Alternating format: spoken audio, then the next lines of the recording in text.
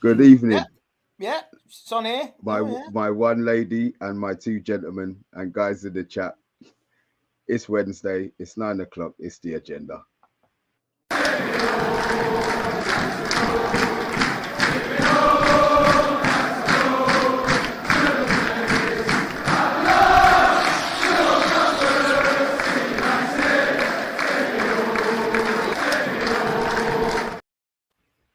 Tonight, I'm joined by Talk, who hasn't been on a midweek show with me in like forever. How you doing, big man? Yeah, man, all good, bro. My partner just below me, Kalula. How are you doing? I'm good, even though it's very weird to have the World Cup. It was on my birthday, the England match was, so I was happy. I know, I saw some of your pictures. Andy, how are you doing, man? I'm good, mate. Just watching the drama of the last few World Cup games, and to be fair, it was quite entertaining, Mexico. The Mexico game, yeah. I was watching Ronaldo's rival. To be fair, he had a pretty good game just now, to be honest. But I don't know. Poland don't deserve anything. I don't think they didn't do anything. They just sat there. They didn't want to kick anybody. They didn't want to foul anybody. They just because they were going through on bookings. Yeah, exactly. That you told me, which is really, really weird. Rory C, we see Eddie Football Waffle, we see Matthew Bassett, as always, we see Talk. Yes. Before we go any further, can you have to give us a word from our sponsors, please? Certainly can. As you know, folks, we are sponsored by Global Mapping Surveys. They currently assist property developers, construction companies all over the country, offering a wide range of services such as setting out topographical surveys, 3D laser scanning monitoring. The link is in the description with all the contact details, so go and check them out if you do need their services. There you go. Wow, guys, Jadon Sancho. I really don't know what's going on. I have a feeling why this little comment maybe has come out, but there was something that was released today. Talk, could you just get it up and give us a little sound check on that, please? Yes, bro. Okay, so this is Erik Ten Hag on Jadon Sancho. Erik Ten Hag has called on Jadon Sancho to step up his form and demands more commitment from the winger. Sancho was used in the starting lineup for 10 of Ten Hag's first 11 Premier League matches for United, but has not featured in any of the last three lineups. In the last three through illness, that's right.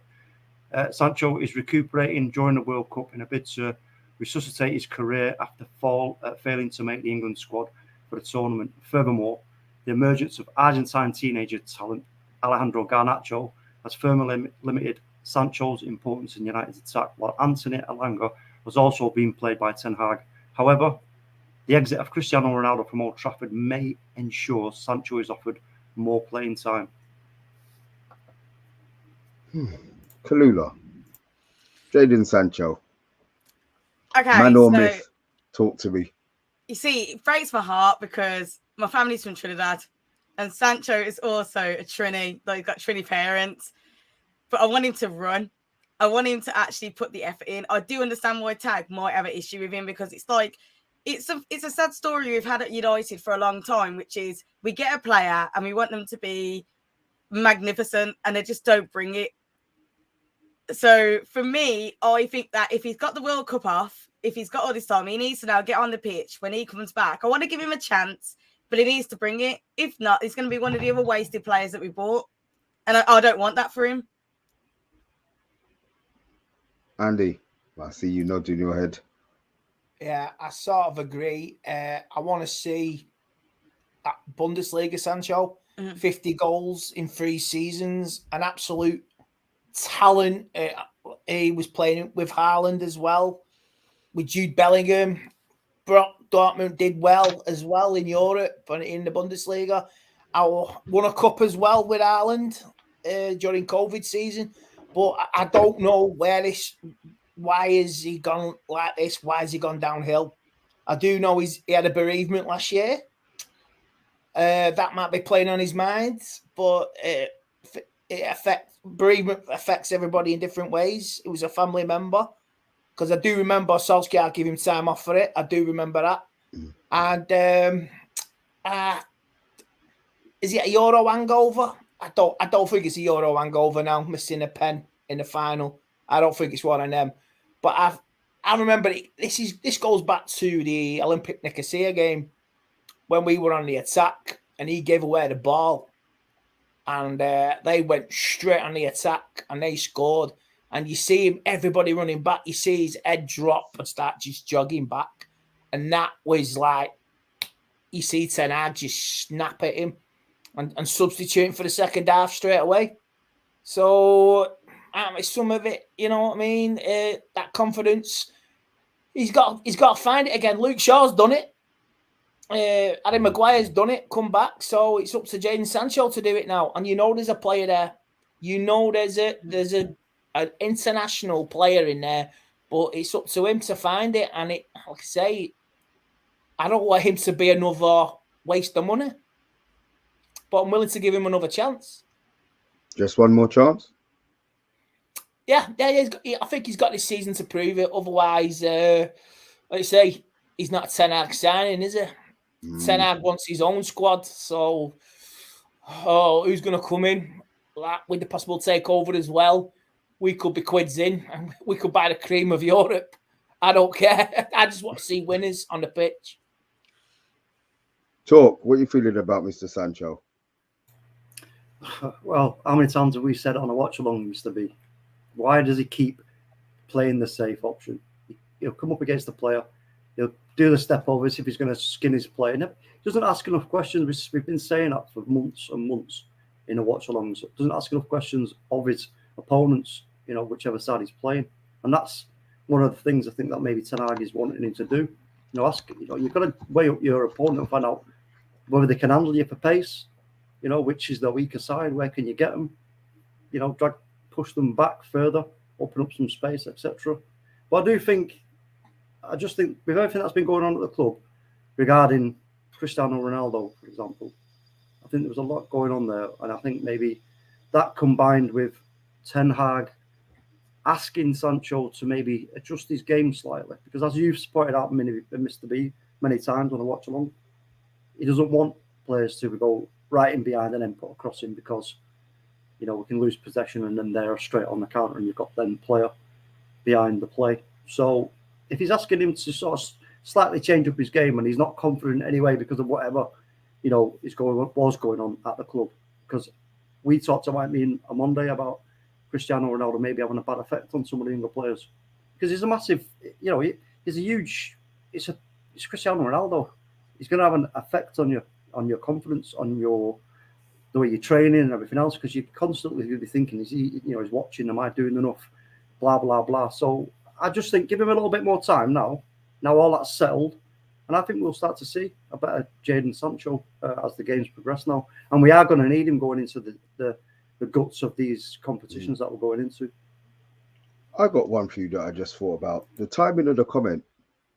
Obviously I'm going to assume he has been training at the club. Do you think he's not showing enough in training? Because I see a comment from Matthew Bassett here about who put the report out.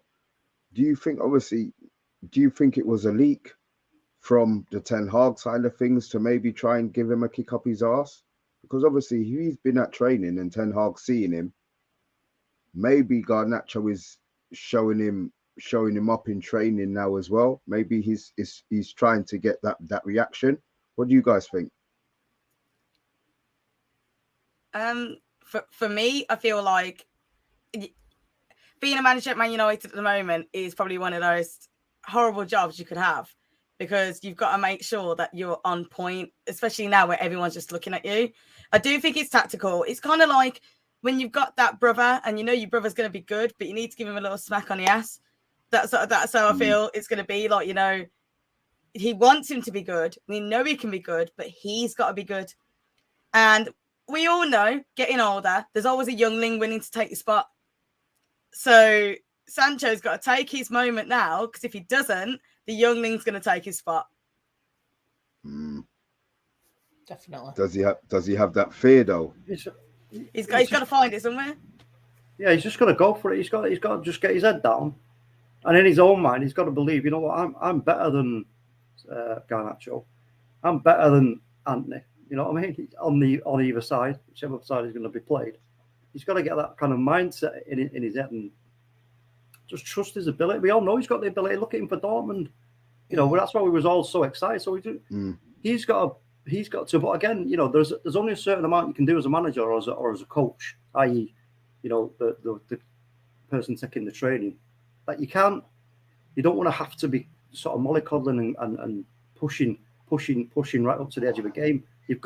You give some as a coach, and then you've got to get the player to meet you, the second halfway of that, and then things can start to happen. So hopefully, like I said, you know what, I think Jadon Sancho, he will turn it around, and he's going to come good for us. No two ways about it, because he's a hungry player. He's young. He's got the talent. So it's just now about him just getting that in his head, getting out there and doing the business for us. Yeah, I seem to think it's about he has to have desire, and I think he's play. Also, look, you can't play safe for long and ages. You can't play safe all the time, like Gareth Southgate does. Play safe, play safe. You know what I mean? You've got the talent, and you don't utilize it. What's the point? It's wasteful. You're wasting your talent. And he will be challenged now by Garnacho. And even then, like I say, with what's happening on the horizon in this next 6 months, we could do a marquee signing if we've got new owners. And Sancho, this guy's coming in. You're out, lad. It could happen. I'm not saying it will, but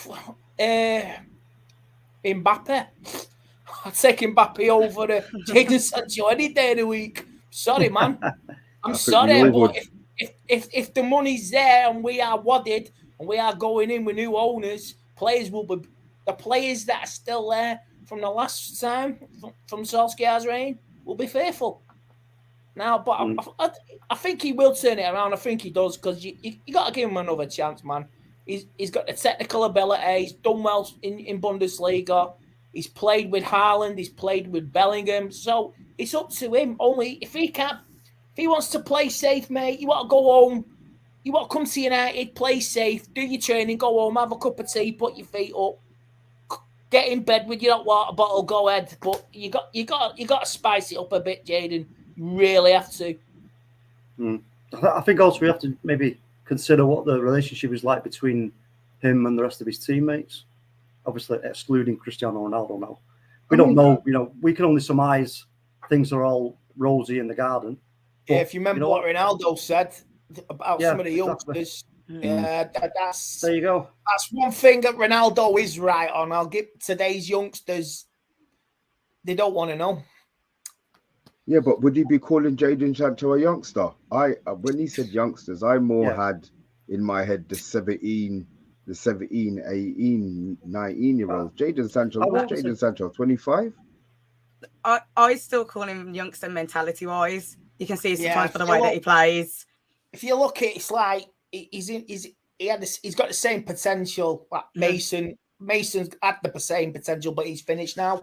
Yeah. And Sancho now he's at crossroads. He's at crossroads.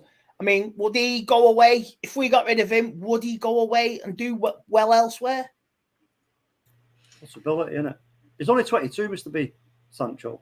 Oh, is he? You know, he's only 22, so he is a kid. So there you go. He's still young. He's still a baby. Yeah, he's got time. You can still see that there's a massive problem with younger players and the connection. So we saw it with so many players where they, as I say, look at social media, look at the egos they've got, look at what's going on. And sometimes when they're on the pitch, they don't prove themselves. It's more they prove themselves online rather than proving themselves on the pitch. I agree. I definitely agree. And I feel like sometimes you have to have a look at it. Like how many times I'm screaming at the television when they get the ball and they just kick it.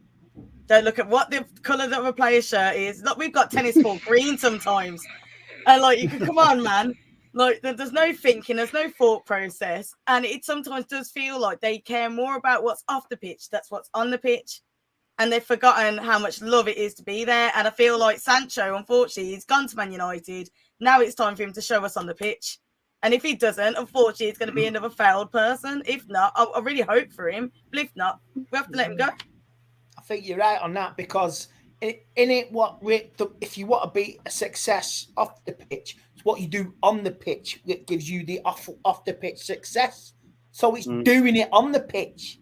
And if you think like you can just check your messages all the time, click a picture, get a like, get a few hundred subscribers, it's not that. It's not about that. It's what. There's one thing I'll give Ronaldo, when he got all his attention off the pitch, because he did it on the pitch for all them years, and that's why players now have to do it on the pitch, and most of them are not. I think let's not forget that. Do you know what? For some players, that red shirt is just too heavy. It's just too heavy. And every time they put that red shirt on, it's there, that pressure. The burden hardest to bear. You know, and that's the thing, Andy. You know, some players can handle it and they can break through that pressure and go, you know what, no, I'm good enough. I'm the best. And this is all going back to mentality-wise for him personally, not just as a team, but in his own space, in his own head space. He's got to get that mentality in his head that he is the best. No matter if you make a few mistakes, so what? I think that's what he might be frightened of when he's in the games. Is if I lose the ball, you know, is the manager going to pick me next time, or you know what I mean? I think he's got to just trust himself and just do it on the pitch, because we know what he can do. I just want to see it. It sounds like it's mental. Are we saying that it's mental then, as in it's not as in 100%. Mental, like he's got issues, but I don't confidence see thing, Mr. B. Yeah, but why would he have? Why would he have a lack of room? I don't remember a game where he played really bad. Obviously, he wasn't great, but has it something to do with the performance of other players? Is that like made him go into a shell? The way the abuse was aimed at other players last season, at the start of the season as well. The way everything went at Maguire, everything went at Luke Shaw, and Sancho's scared of this abuse, and that's why he's just been playing safe. It's a possibility. I mean, none of us like to get abuse online or away from online in normal life, and you know what? Again, when you sign up for Manchester United, you know what it's all about. You know in your own mind what comes with playing for Manchester United. And he has taken a break now from social media. I did read that. Yeah. Mm-hmm. So he's doing the correct things, but he has to go through with it all. In my opinion, I think the problem is that obviously most of the people that we adored didn't have to deal with this social media stuff, or they didn't care. And one of the things, if you're going to come to United, you need to be thick-skinned. You need to be able to deal with the backlash, deal with the... Come on, let's have a look. Half these younger players couldn't deal with Fergie. Come on, exactly. You've got to be more thick-skinned. That's why I go back to the mentality thing. I feel like this isn't a casino kind of famous mentality. This is Man United. You've got to go down to the nitty-gritty. And I feel like that, it's kind of tough. If you're getting paid that much, deal with it. It sounds harsh, but it's kind of like you got to deal with it. Ocean's 11, but 10 out of 11.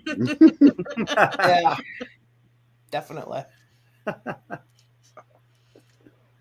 mean, do you think that obviously he sees Garnacho in training?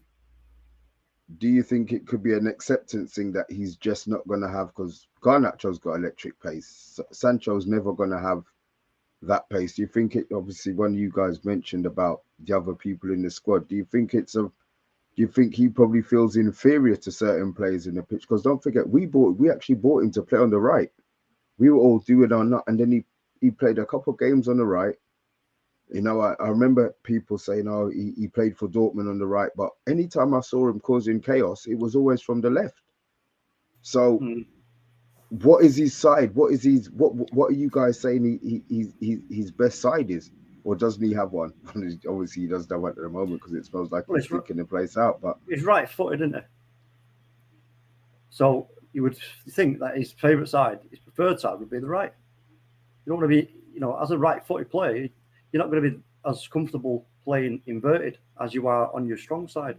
And that's maybe where he's questioning his own, his own sort of ability and his confidence issues are maybe coming from, because you're having to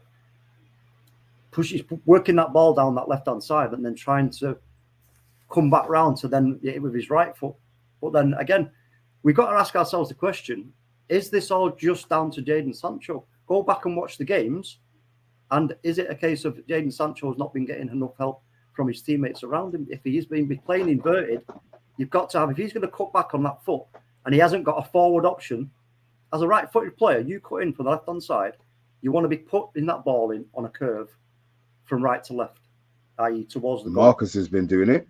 Yeah. Yeah, no, but I mean, going back, Mr. B, go back a few, further back. So if that's what's been happening, I can't remember off the top of my head. I'd have to see the games. But if that's what's been happening, maybe that's another thing as well, because then he doesn't feel, I've got nothing on here, so I'm going to have to push it back. And that's what he does. He pushes it back or sideways. So sideways. We were a team of individuals, weren't we, at last season and at the start of the season and first two games. Team of individuals. And I say, Rashford, if Sancho wants to improve, the inspiration's there with Rashford. There's the prime example. He has to take a long, hard look at himself. And it's proven like Ten Hag worked on Rashford in training. You could tell with headering the ball. De Gea's worked on him. He's saving better. Luke Shaw stepped up. So there's 3 prime examples of you can do it. You can push yourself, but it's just trying to draw the good stuff out of you. You know what I mean? I mean, he's not played bad. He's not played good. He's just been average. I mean, just been sixes every game. It's 6. He's not been a 2 or a 3 or a 4.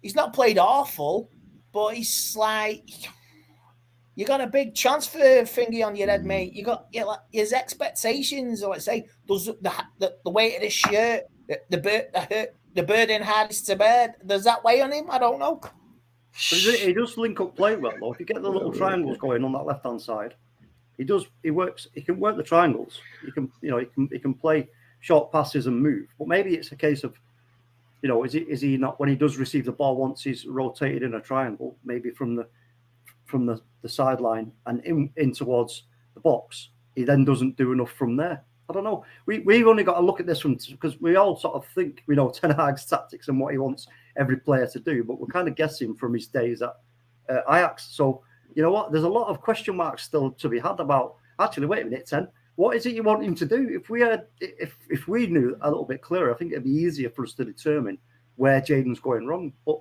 like for me, I can only surmise that it's either not taking enough, showing enough going down the sides and asking enough questions, or vice versa, going inside and moving around when he's doing the triangle, working the ball and getting himself forward with the ball and carrying it. I don't know. I can only guess. Well, he went to a Dutch club last training, wasn't he? He was training in Holland with a Dutch club.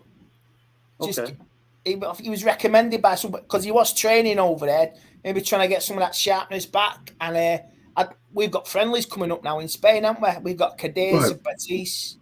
Are we playing Betis as well? I thought it was just Cadiz. Yeah, it's on the 7th and the 10th. We've got but I think we've got Cadiz, then Betis. Then I will see definitely Sancho starting them. Definitely. To get the players who are not at the World Cup, obviously. Mate, I'll say, let's say Eriksen will be back now because Denmark are out. We're getting certain other players back. So I don't know. I can definitely see him playing in them games with Martial. He has to play. Well. Yeah, he has to play. I think he has to play. Yeah, he has to play. Because he could talk himself into that Burnley game, that first game back, and that's a cup game as well, and that is very important to United this season. The other thing, the other thing is here as well. It's from Ten Hag's point of view. It could be quite clever from him by just keeping Jadon Sancho on his toes and keeping him hungry and creating a bit of a competition between him, Antony, and Garnacho, because that's what you need. You need that at Manchester United. You've got to have players who are like chomping at the bit ready to come on and prove. Maybe he doesn't want the competition talk. Maybe he doesn't want the competition. He wouldn't have come to the club if he didn't want. What are you gonna say, Kalula? No, you got to just jump in here. You know that, don't you? What I was going to say is that we all know being at Man United, you can't be mediocre. And that's the problem with Sancho at the moment. We all had high expectations and he's becoming mediocre. I actually see some basic issues with him sometimes where he wants to be too fancy. How many times he wants to be too fancy in the box and he just needs to remember, pass the ball, one-touch football. Like, come on, guy. It's all about the team getting a goal, not you kind of being fantastic. I feel like I'm glad he's going to be in the friendlies. I want him to show how fantastic he can be. But if not, then we've got to just accept it that he was just another youngling that didn't do it. Because you've got other people. Like we're Man United at the moment, and we're in a tough spot. We're not doing as good as we want to, and it's gone really tough. And I think sometimes that's why maybe we are more judgmental because it's tough at the moment. Because we're not looking for mediocre. If you want to be mediocre, go to another team. Yeah. We're looking for the best. So you think what you're saying is basically adjust his decision making. Yeah, He can match it up with what he can do with his feet. He needs to look at the team he's in. He needs to. Don't get me wrong. It sounds harsh, but play on the left, play on the right. It's tough. You're playing for Man United. Do it. And he needs to shine. Yeah, he needs to shine. If you don't shine, you go home. That's how I see it. We haven't got time for this. I don't want to work for you ever, boy. You ain't messing about, boy. She's right, though. She's right. Because I think now they'll be in training. They'll be going to Spain. I mean, it's the 1st of December tomorrow. Next Wednesday, we're playing a friendly. Crazy, isn't it? On a Wednesday, we're playing a friendly next Wednesday on a Sunday. Then it's 7 days later, or 11 days later, it's the League Cup. Then we've got Bournemouth, Wolves, and Nottingham Forest over the Christmas period. Then it's the FA Cup. So we haven't got time for this. Games are going to be coming just like that. Yeah, he hasn't got time for this. I mean, as I said, it was weird when I saw the article. I just thought he did all right. He scored a couple of goals earlier on. Do you think it could be a position that he's playing in? I keep screaming for him to be playing as a number 10, to be fair. But do you think it could be a position? If you look at them games he scored in, he did really well after that shot, after that Brentford defeat. He played out of his skin against Liverpool. He played really well. He scored the winner at Leicester as well. Worked up interlink play. So, and he sort of dropped off, hasn't he? He dropped off. So... Has he dropped off, or has everybody else's level stepped up? I think, like I say, that Nicosia game, I think killed him. That killed him, but that's set him back. That has set him back because Ten Hag will not tolerate. I seen he sort of. I remember Ten Hag having an argument with an Ajax player, didn't he? I've seen it on the online. He was having a moan at him. Ten Hag took him off and booted him out. So I don't know what happened to him. I don't know if it was an Argentinian player. He shipped him out on loan somewhere. So he doesn't tolerate that. Doesn't tolerate. That's the thing, Andy. That's what I was saying before. Is he too scared now making mistakes? So he's held him back. You know what I mean? We just don't know. Can't be. It's a ruthless game. Don't get me wrong. It get better. So I'm sorry, like for me, she's right. It's a ruthless game. Get better. You know, like don't act like that. They don't know in the academy and know like everything else. Sometimes you need to get, you know. This is like Harry Maguire, isn't it? Yeah, you need to get some. Like, you know, if you're not doing your job, like I can't walk into my job and just be meh. You know, you need to do it. And Sancho, he came with a high bar. He's got to know he came with a high bar, and he's got to show it. And if he doesn't, there you go.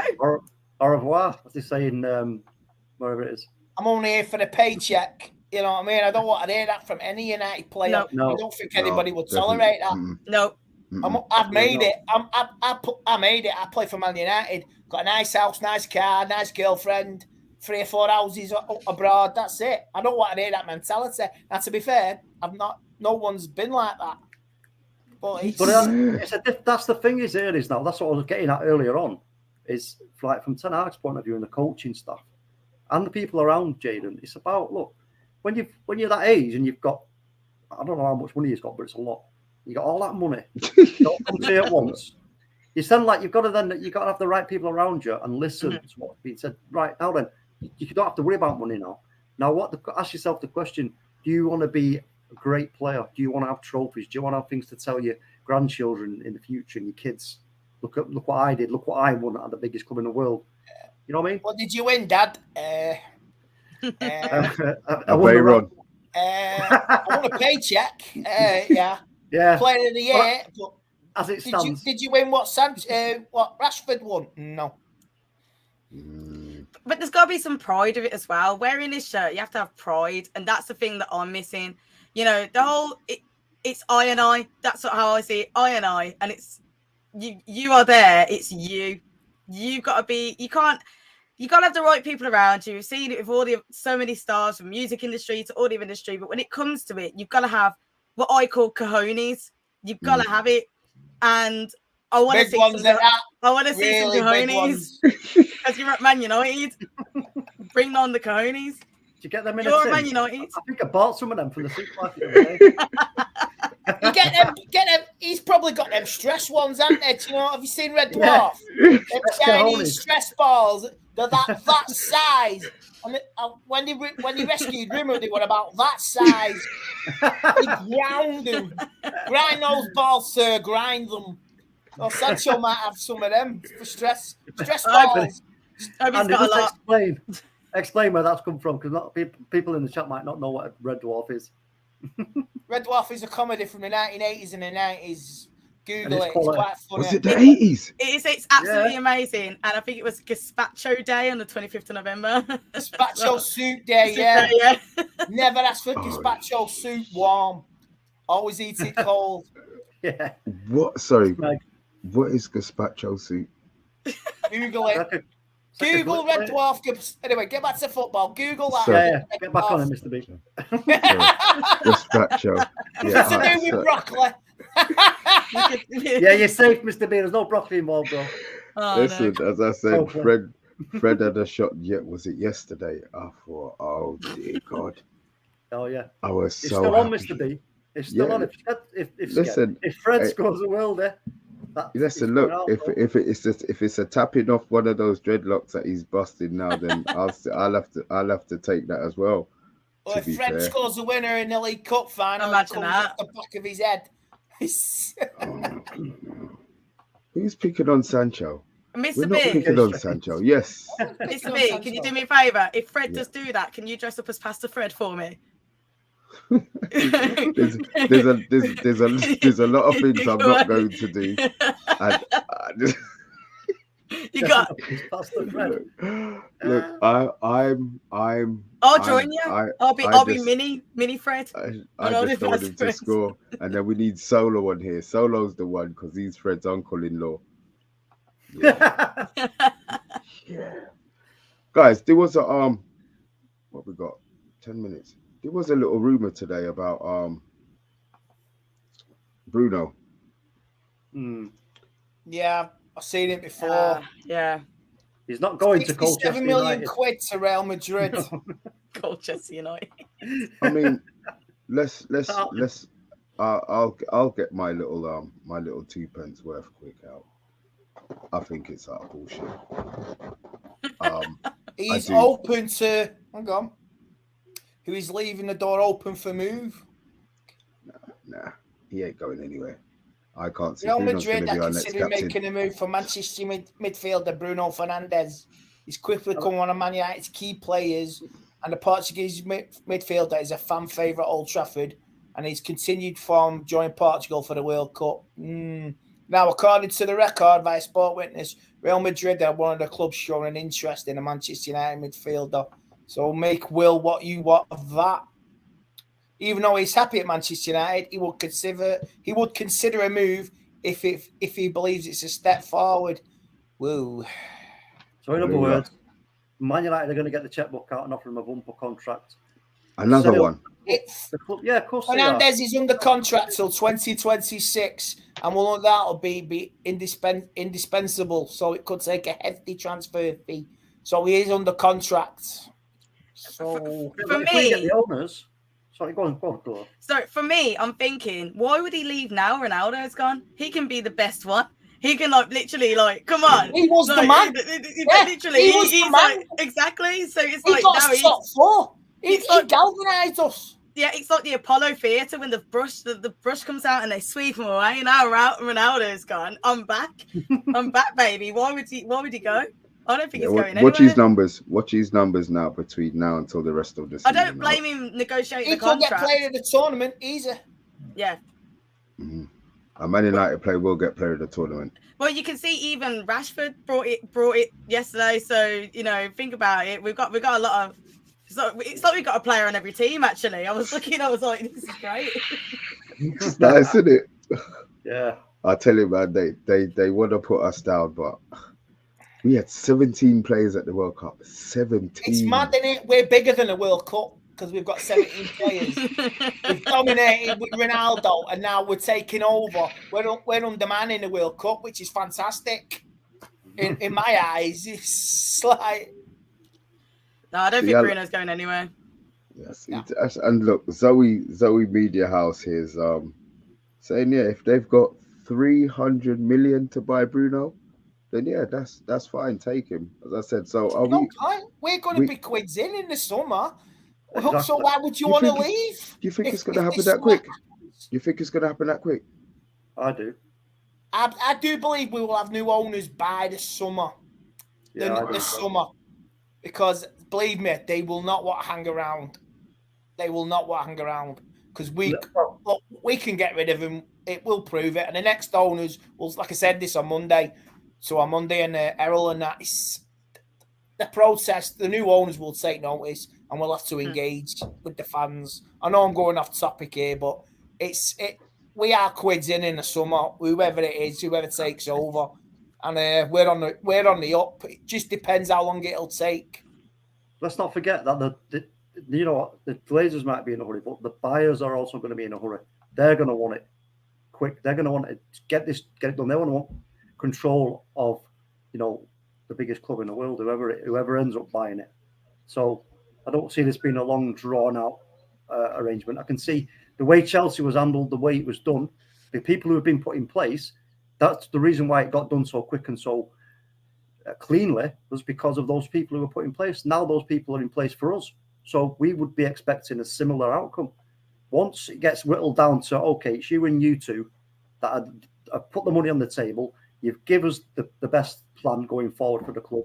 Right then, how much are you going to spend? How much are you going to offer us then? We want a little bit more, blam, bam, bam. And it'll be a little bidding war between two, maybe three at a push, and then wallop, the job would be done. Simple. I've heard rumours the deal's already been done, so and the new owners have to commit to a new team or a overhaul of Oxford and new training facilities. Well, let's say it right. We Manchester United, whoever buys this club, right? We've seen it. Somebody mentioned it about the value of the Premier League now. Is it, it's reached its ceiling and all the rest of it? In my opinion, no, it hasn't, because it's still growing. There's still a new audience being coming along every single day. There's still it's going to grow. Sky are going to have to look at how much they're offering, because you've got other services such as the Zone and to name up Amazon Prime.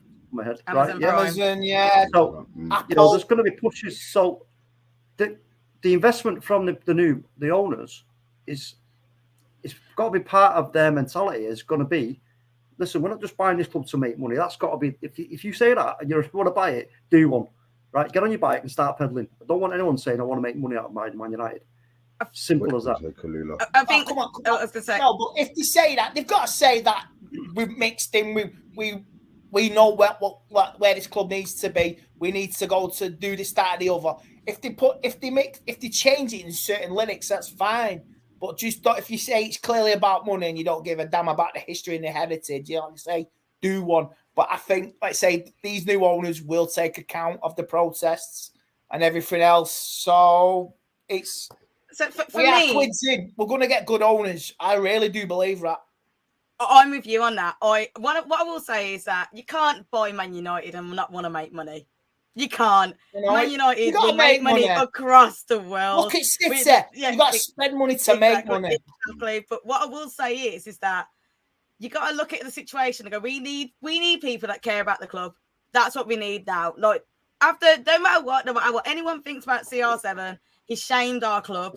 That literally we still had sharp televisions. That's just me quoting that. Don't worry, I don't think he said that. Electronics. You know what I mean? But what I mean is that they've got to come in. They've got to sort they can't just. I've always said this quote: you can't just keep painting the outside red. And it pains me that Spurs got a new stadium and they don't win anything. So there's no excuses now. We need to make sure we look good, because you can't be the best of the Premier League and you can't run up in an Asda suit when you want to be in an Italian suit. No, you can't do it. Like, that's the jazz. It's not Asda, it's George. George, there we go. Thank you. George, thank you, because I work at Asda. Thank you. This suit. But listen, I know what you're saying, Cullen, but that's the thing is the money side of it comes second. Look at Manchester City. They've spent more than they've earned. They're in it for the long haul. So, and I don't mind that. Spend the money. As I say, you can't say that we're not going to have the money, but we need someone that loves us. That's the difference. Like, money will always have to be a thing. Comes in, innit? That's where Jim Boy comes in Manchester United Football Club being one of the, if not the biggest football club in the world. We've got to have that in our stadium. Our stadium needs to be redeveloped around the current site. And as Omondi's been saying, you can't build it. No. In my opinion, I've said this before, and I'm going to say it again. When it comes to the architects, whoever they are, who go in there when the time comes, they have got to incorporate the Munich tunnel and everything else around Munich into the new design. You know what? You could knock down the Stretford End again and restart, because you've got all that space behind it. I know it's a pain, but I'd take a season out, close the Stretford End down, get it down to 50,000 and build like a triple tier, because it's only double, and you could maybe do the same on the other end. You know what I mean? Where the mega store is, because you can build across a car park, and you've got technology today. You can go across the railway lines. Yeah. I was going to say you mentioned that when we was talking about the railway end. Lego bricks. The trains can still go under. Yeah, they can. There's ways of doing it. Obviously, it might take a bit more money, but again, that's the ambition of the club. But we need that kind of money. We need someone to go, you know what, we're gonna, just because Man United is one of the most best teams in the world, we know it, we love it. If we're going to be revolutionary, let someone be revolutionary that comes to us, do exactly what Andy said, build over the train line, do whatever we need to do. While you're at it, you can reactivate the train platform that's right under the south stand and get the trains going again. I think Andy needs to. Seriously, that's been close since like 2000 odd. It's been close for like 10 years, maybe. I think after this show, Andy and I need to do some plans, get the drawing board and get it done. Yeah, get a floor plan done. Yeah. Guys, look at that. Time's gone. I'm getting my tie up beat. I ain't doing that.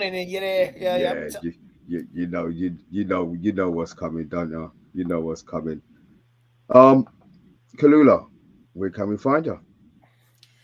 You can find me Kalula, and it's 5555. The reason for that is because it's actually a lucky number. But yeah, that's on Instagram, Twitter, Facebook, and TikTok. So yeah. Andy, where can we find you? You can find me on Stretford Paddock, and I'm on the United Agenda every Monday night, talking about the weekend's games. And I am on Instagram as well at Andrew.74Tate. So yeah, I'm on TikTok as well. Find me on there, and I do content just for a laugh, really, just for fun. Like, we all love football. Talk. I know where to find. I know where to find you, mate. So I'm not even going to waste my time saying that. Just always in the fridge, bro. Yeah, I love your Alf, by the way, Khalid. I love your Alf in the corner. Oh, Alf. Yeah, Alf. God, I recognised Alfie from the 80s. I tell you what, it's weird. You look in the chat and you see people talking about this teddy bear, that teddy bear. Oh, the people in the chat are so nosy. They are so nosy. But I'm glad they're nosy because they tuned in. From there and shove them in the screen, but I'm not doing that. Listen, trust me, they've already looked, Andy. These people are so nosy. They've already looked. Yeah, they already know. Oh yeah, I've seen the comments. Teddy bears free, Transformers nil. Oh no. And guys, with that score, we are now going to end the stream. Teddy bears free, guys. Thanks for watching. You didn't have to be here. I say it every week and every time. You spent your time with us. It's appreciated. We were the Man United agenda. Thank you for watching. Thank you very much.